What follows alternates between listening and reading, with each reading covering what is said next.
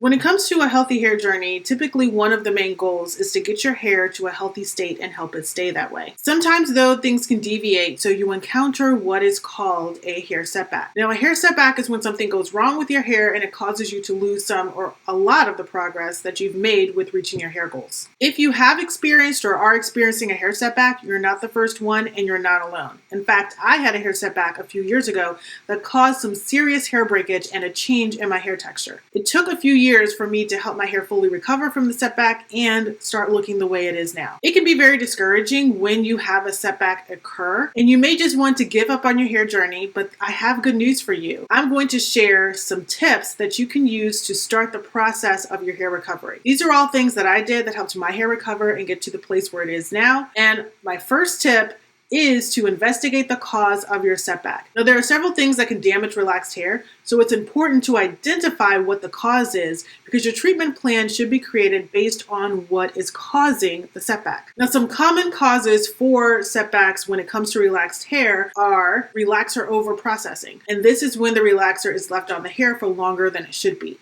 So the hair is relaxed to the point where there is absolutely no texture left and the hair is extremely weak. Another common cause for having a hair setback is relaxer underprocessing. Now, this is the opposite of overprocessing because it's when the relaxer is not left on long enough and too much texture is left in the hair. Now, this typically becomes a big issue if you have several hair strands or pretty much all of your hair where half of it is underprocessed and the rest of the hair is relaxed straighter. Where the underprocessed and the straighter hair meet is very weak. And so that's where breakage tends to happen. You also have another cause in what's called relaxer overlap. And this is when relaxer is applied to previously relaxed hair during the touch-up process. And this kind of has the same impact as relaxer overprocessing, where you end up having overly weak hair where that hair has been relaxed multiple times. Another cause is relaxer stretching, and relaxer stretching can cause a hair setback in a couple of ways. The first one is there isn't a lot of new growth to relax, so you end up having relaxer overlap, causing overprocessing and weak hair. The other way is that there's so much time between touch-ups that breakage starts happening where the relaxed and natural hair meet. You can also cause a setback by using too much direct heat on your hair, which can dry it out, resulting in breakage. And then other things that can cause a setback are over manipulation of the hair, giving the hair too much protein, not enough protein, giving the hair too much moisture, changes in your health that impact your hair, and even not having a regular hair routine. Okay, those are a lot of causes, and that's why it's very important to really understand what created your hair setback, because your treatment is going to vary based on what was the cause. Let's use my hair setback as an example. Now, mine was mainly caused by not having a proper protein moisture balance with my hair. I gave my hair too much protein, way too much protein, and it wasn't getting enough moisture. The reason it wasn't getting enough moisture is because pretty much all the products I was using were protein based or had a lot of protein ingredients.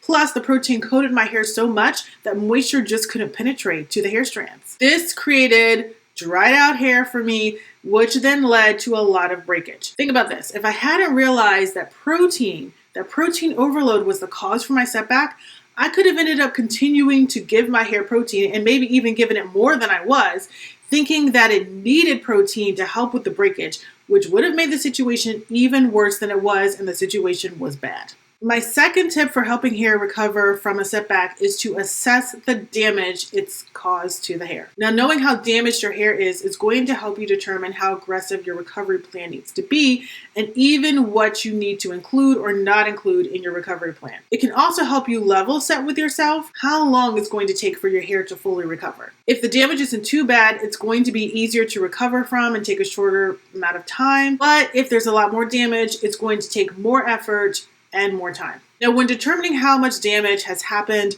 there are some clues that you can look for to really assess the damage. Those are things like how much breakage your hair has had. Is your hair still breaking? How far up on the hair shaft was the hair breaking? Was it closer to the root? Was it more on your ends, or was it somewhere in between? Has there been any hair loss where you're seeing more shedding versus breaking, so it's coming out at the roots and creating bald spots? Is the hair feeling different? Is it mushy or is it hard? Does the hair texture look or feel different? Does the hair look and or feel dry? Are you able to to add any moisture to your hair by using certain moisturizing techniques or products. As I mentioned, my hair setback was due to protein overload. I saw some serious breakage in certain areas of my hair. A lot of that was just caused because the hair strand was just so dry because I couldn't get any moisture to it. The protein made my hair dry and brittle just because of how much was coating the hair strands, which also led to breakage. I also had split ends all over the place, and the texture of my hair was rough, making my hair basically look and feel like it was underprocessed.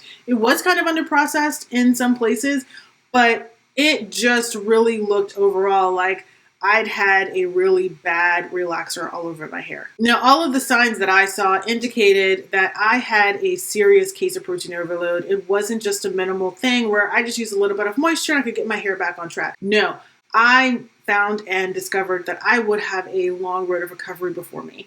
And I'm going to tell you, it was like a couple of years before my hair really started to look and feel normal again. All right, my third tip for helping hair recover from a setback is create a recovery plan. So now you can have a plan because you've identified the cause for the setback, you know how much damage it's caused, so now you can formulate that plan to get your hair back on track. Now, from my experience, I made sure that I included 3 key things in my recovery plan, and it really helped it to be successful. The first key thing was removing any and all hair products or techniques that contributed to my setback and made it worse.